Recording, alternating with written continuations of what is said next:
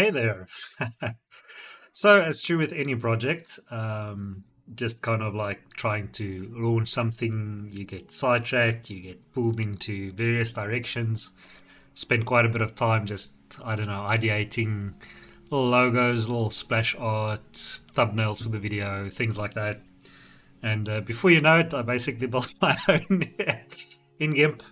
Um, I at one stage I was working with the logos of Laravel and the logos of You Need a Budget, and of course it just hit me. It might be frowned upon if I use the logos in and alter them in any ways for, like, I guess, channel art. So I just opted to go for something in the public domain, some unsplashed images and some colored text, and that's basically the thumbnail for the introduction. But let's get into the juicy bits tonight. So first things first, I think it's time that we got a Laravel project up and running, and that we basically see the homepage and got those things up and going. So let's start with that, right? So I haven't done this in a while, but the docs are always a good place to start. So there we go, getting started. Just absolutely love the color scheme. Okay, so here we go. So we're going to do Laravel and Docker, getting started on Windows. I've got my WSL2 fortunately sorted, so I'm not too concerned about that. So basically we've got this example app that we can pull in, and then you can basically access it. Okay, there's WSL2, good. I'm just thinking whether we shouldn't initial configuration, because I know there's different ways that you can pull different kind of configurations in, right? So you can have a different kind of front end. Yeah, so there's some stuff. Okay, yeah, this is good. All right, so I think we're just going to hit that up. All right, so let's do WSL2, right? Bang. Okay, let's go to our home directory. We're going to go personal. Got some stuff there. So I'm actually just going to do this over here. I wonder if that's actually going to create a new folder, but we'll find out soon enough. So there's the curl command. For example, to create a new Laravel application, the directory named example app, you may run the following in your terminal. Of course, you can change the example app in the URL to anything you like. Just make sure the application name only contains alphanumeric characters, dashes and underscores. The Laravel application directory will be created within the directory you execute the command from. Okay, sweet. Let's have a look at that. So basically this, and let's call this you need a Laravel budget. Let's see what happens. Really nice if it is as simple as that, but never know. Of course, it's amazing that all this infrastructure is just sorted, and it's, you can, as simple as being connected to the internet, being able to just run a command line command and then just having it go. Okay, sweet. So that's doing some stuff. Laravel cell. Oh, and I must say, it's really been one of the greatest development pleasures moving from like VMs to Docker. Just because it's facilitated this way of thinking about development that I wasn't privy to when we were building in VMs.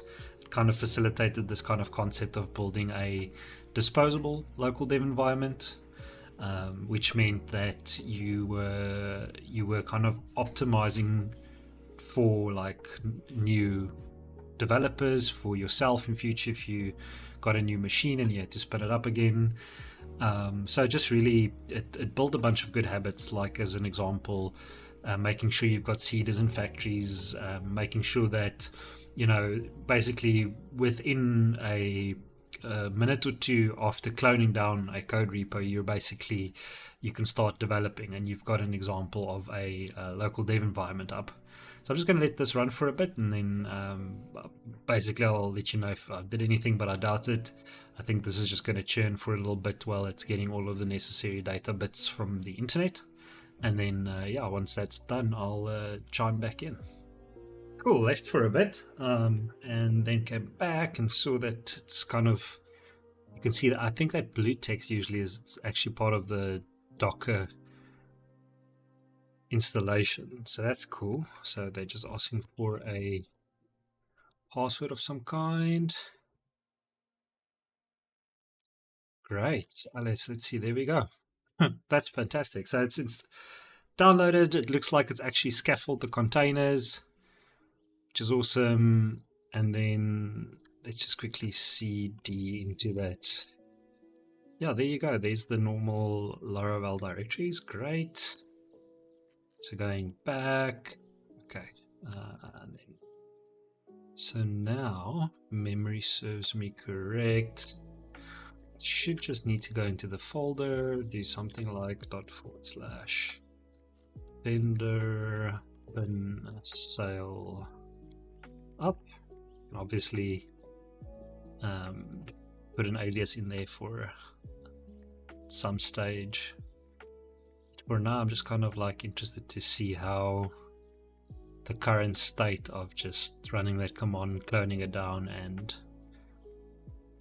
starting the container. I must say again, like I said previously, the containerization has really been a game changer, and I'm really glad that Laravel has embraced it via their sale, I guess, library package. So let's see what's what. All right, okay, so I would have launched this now, so it's going to be running. If I had given it the flag D, it would have detached it from the session. So now, if I go to localhost, there you go. Now that's pretty amazing. I'd be interested maybe to see what that's like on Mac on Linux. But to go from literally cloning down the software to, barely running any commands, and your local host is scaffolded with a landing page so that you can actually start physically getting into it. Now that speaks volumes about the developer experience. And so I'm really, just as always, like very humbled by like the stuff that's already been built out there and the stuff that we get to work with on a daily basis. But also kind of like the example that's set, right? So I mean, this is the standard. This is kind of what it's meant to be like, when you build your own projects, especially if it's stuff that other people are collaborating on. Wouldn't you want the developer experience to be like that? You get into you clone your repo down that you've been coding, you basically give that to a more junior developer, and they clone it down, and maybe they run a setup command, and then they basically start the container, and that's it. They can run, and they've got a workable local instance of the application, and they can just start going. Anyways, I think that's definitely something to strive towards. So I'm just quickly opening this up on my side. I like PHP Storm for my Laravel development, so that's the IDE that I'm going to be using. So let me just quickly have a look here. So I'm looking at my WSL directories. Then what I'm looking for is which one was it? Is it user, and then not as familiar with the folder structure of Linux every day. Oh, there we go. There's the home directory. There's my own directory. Gotcha. And that'll be, you need a Laravel budget. Okay, sweet. That looks to be launching my site. I'm going to flip it over to the screen now. Just got to let it know that it can trust the project. Okay, gorgeous. There we go. Fantastic. A brand new blank Laravel project. That's so cool. I mean, in my mind, I see, is it Beat? Yeah, Beat's already there. I used to keep saying Byte, VITE, like vitamins, and I had to really make a conscious effort to get that kind of like Veet naming correct. Okay, so we've got Vite, which is awesome. Yeah, because I think what did we used to use before Vite? Was it not Mixins? Geez, I can't even remember what we used to use before it. But it's just really been good, especially with the hot module reloading. It's made front end development portions of the full stack process so much smoother because you can really see what you've changed the moment you change it, because it reloads and it re-renders the assets, and you've basically got your changes at your fingertips, which was actually one of the develop experiences we touched on yesterday. I spoke to someone at a conference, and I think they work with Java as an example. And I said one of the things that I quite enjoy about developing the way that we develop with PHP and Laravel is that you can see your changes in front of your eyes a lot quicker than I imagined it would be if you were building a Java application. And so okay, great. This is really awesome. So if memory serves me correct, right? So basically what we're looking at the moment is the welcome.blade. Now if we look at this, you can see nice color scheme. So let's see, what have we got over here? Can we see documentation? Yeah, there's the documentation. And this looks a lot like Tailwind CSS. That's really cool. So let's maybe just hit like a H1 in there. Class, call it a title. Well, let's see, Copilot's kind of wanting to shine in the background. Demo title. Let's see if that goes and works. Yep, there it is. Little demo title. It's a little bit dark on the screen, but yeah. So as you can see, that's how quickly you were able to just kind of like get the code down, kind of start working with it, and instantly be able to see changes that you're making to the code base, see it actually happen, and now you've kind of got this visual connection to the code on the backside. So that's really cool. Okay, fantastic. All right, so we've basically cloned it down, got the repo. So I think the next step is let's actually get this into a GitHub repo. So that we got our source control sorted. I think that's always a wise step early on. So let me hit up my GitHub profile, and I think what we will be doing, I wonder how we should do this. So let's maybe initiate a Git repo and then push it to origin. I should be able to do that. I wonder now. Should I clone down? See, so this is quite cool. I like this. This is kind of like the things you don't deal with every single day. Well, at least not, if you're working on a project over long term, because you generally sort out your Git once, and then from there it's just basically the normal Git flow. So I've got a new repo, but it isn't set up yet. So I'm just going to stop those containers. Because I didn't detach the session, so I'm just going to restart the containers. So there's the command, right? So if you start that command with the flag D, it's going to start the containers again, but it will detach the current console from it. So as you can see now, as opposed to having kind of all these logs emitted and having the console hijacked by that specific container session, now I'm actually still able to use the console. So let's clear that. Clear. And let's see Git, right? So let's see, what do we have here?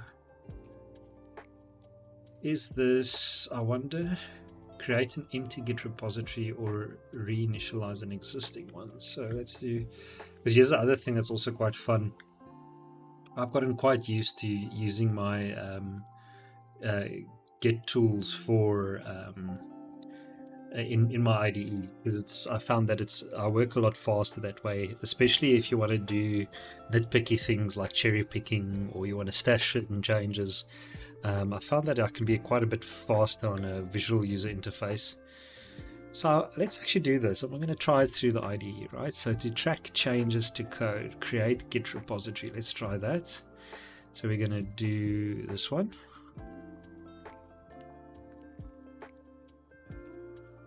Brilliant. Okay, so we've just initialized the repo. So I guess that would have been the equivalent of going git init. It's just via the IDE. So now obviously we've got all the files staged. So let us initial commits of Laravel repo. So maybe just do that, commit. Right, we've got that going, and there we go. So now there's our first commit in our repo. As you can see, it's added all of the files that ship with a blank Laravel installation. And again, I just absolutely love it. The folder structure. It's it sets such a good example for how to work cleanly and how to, keep things in a clean state rather than a messy state. Okay, just IDE telling me a few things. Okay, that is excellent. So now it'll be interesting. So we basically got a repo. I wonder what will happen if we just straight up go and try and push this. What's it going to do? Uh, Now we can again. So this is another thing that I quite like about the using the UI to manage Git.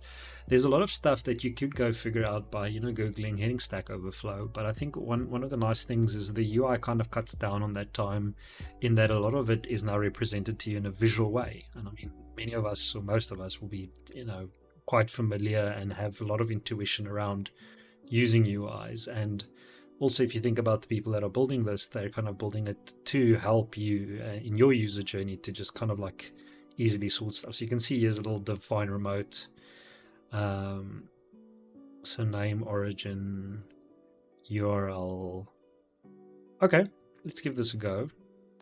I'm actually going to try and create a new. I'm actually not signed in at the moment. Is that because this is a incognito browser? No, it doesn't look like it. All right, so let me just sign in there. Cool. OTP, two-auth authentication. So let me just quickly sort that out. Always good to, I guess, be a bit more secure, even if it causes a little bit of an inconvenience at times like this. So there we go. So I've approved that on my second device, which is good. Okay, fantastic. So let's do new repository. Okay, what does import repository do? Your old repository's clone URL. Okay, cool. So let's do new repository. I think we give it the same name as our folder name. So let's see, that'll be you need a Laravel. Oh, gee, I made a spelling mistake. Okay, let's actually go and rectify that. Let me actually just close down my IDE for a bit. Really initiated that. Clear that up. cd dot dot ls. Now would it be you need a budget to you need a Laravel budget.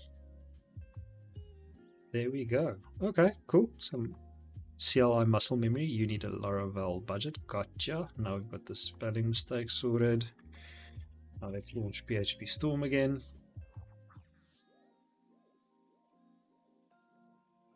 This IDE has also been so much fun to work with. Just going to move that over here. All right, so let's see. Open up a project. And moving this to one side. Again, there we are. Going to the correct directory. There we go. Trust the project. Nice. Okay, cool. Just let that initiate. Okay, sweet. So now while we do that, you need a Laravel budget. Okay, we're going to call this one Laravel repo to contain experiments on Laravel web platform in Laravel. Okay, gotcha. That could be public. Add a README. No, I don't think so. As far as I know, we might already have a README in here because it's kind of like a standard thing. Yeah, there we go. So when you clone down that, there's already a README file. So I'm going to leave this in there. We're obviously going to update and cater that later. For our side, licenses, not that I expect any issues. That feels like a little bit of a default. Okay, so there's the repo that we want. So there's the URL. Let's go back to our Git UI. We're going to push this up, define remote. There's the URL, and say, okay, see what happens. Oh, that'll be really amazing. So obviously I've already got my Git kind of configured to connect with this GitHub profile on my WSL2. But that was just so effortless, if it's as easy as that. So let's see what happens, right? So this is meant to be the first push. Pushed master branch to origin master. If we refresh over here, maybe we need a hard refresh. Oh, there's master and main. Oh yeah, it's the naming conventions. All right, let's follow the new standard, right? We've kind of done away with the terminology of master. So I'm going to go new branch from master. We're just going to call it main. There we go. Boom, sorted. And then we're just going to refresh. And I'm going to push this, push that to main. Let's see what happens. Might be a conflict. Was rejected. Okay, why was it rejected? Need to pull before you push. All right. So let's actually refresh up here. Remote. Okay, I might. Let me actually check out drop local commits. See, you just grab the cloud one. Okay, so we've got a few things up there. So let's merge master into main. Unrelated histories. Okay. So should we then maybe just, because we know master's got the code on it that we want to keep.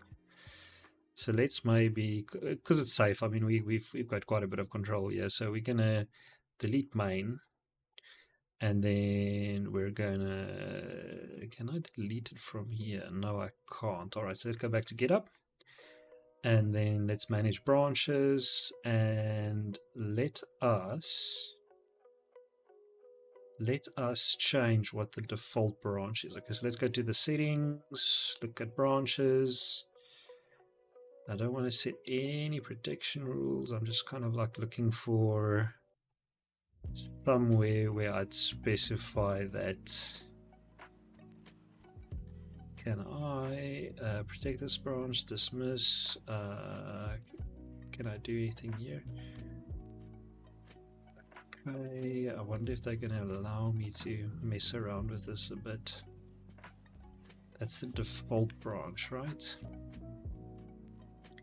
Default branch. Let's maybe make that master. Rename branch. Branch master already exists. The default branch is switched to another branch. Master, update. Changing your default branch can have unintended consequences. Yeah, that's fine. I think we're still very early on, so let's see what that does. Okay, that looks good to me, which means now that master, which means I should be able to delete main.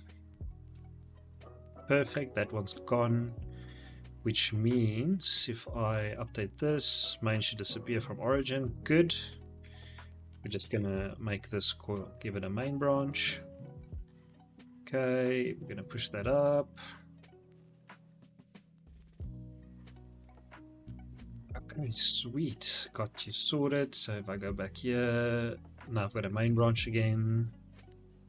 Just gonna swap those out. Main, update. Yeah, all good. So now if we go over here, we can see there's the Laravel code committed, good. And master we can chuck away. Okay, that's good. Master I'm going to delete from here as well. And then if I refresh with remote, now we should just have main. Okay, sweet. Sweet. So we're actually connected and sorted from a Git perspective. So let us actually do a bit of a README.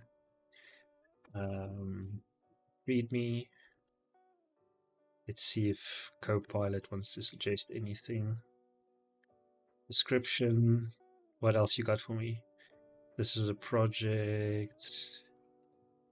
Let's see if there's anything else. Installation. Okay, cool. Yeah, that's a good thing. Yeah, we'll probably do that a bit later. Running the app. Okay, that sounds good to me. Development. Anything else? Got some code in there. So I think what we're just gonna do is we're just gonna make this a to do. There we go. Running the app. I'll just do it.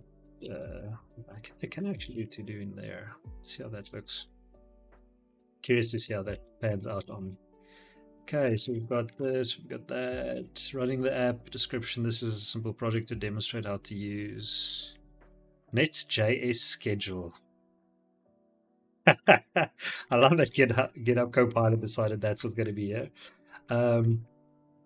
Is a tinkering project to attempt to build a version of YNAB with Laravel and Vue.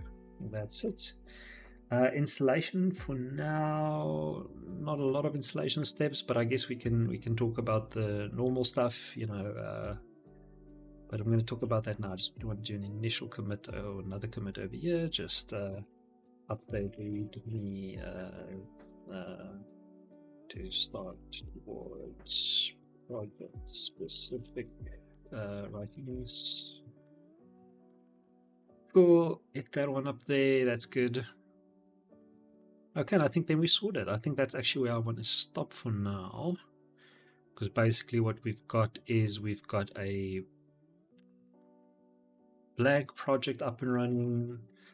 It is accessible if, let's just quickly see here. So let's cd to you need a budget, and then we're going to do .vendor.sale or the .bin sale up-d. Okay, so there's our container going. So let's see if it works. Oh, there's some kind of an error. Error response, driver failed, programming, external connectivity endpoint. Port is already created. So does that mean the containers are maybe already live? Let's have a look at Docker Desktop. Yes, that is the case. So let us delete this one. See what that does. See, I've got two going.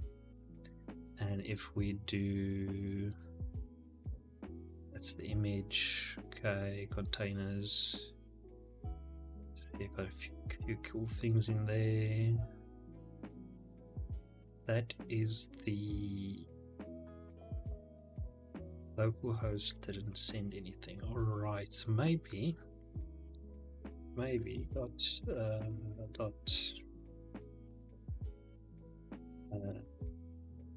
down. So let's quickly see if it actually shuts the containers down. Does not look like it, but okay, we'll solve that in the next video. Normally just, you know, turning your machine on and off has a tendency to resolve this kind of thing. I mean, we did change the directory name and stuff like that, so I suspect that might have been there might be some kind of a caching thing, but otherwise let's solve that in the next session. Cool. Hope you have a great day further, and yeah, let's see where we take it.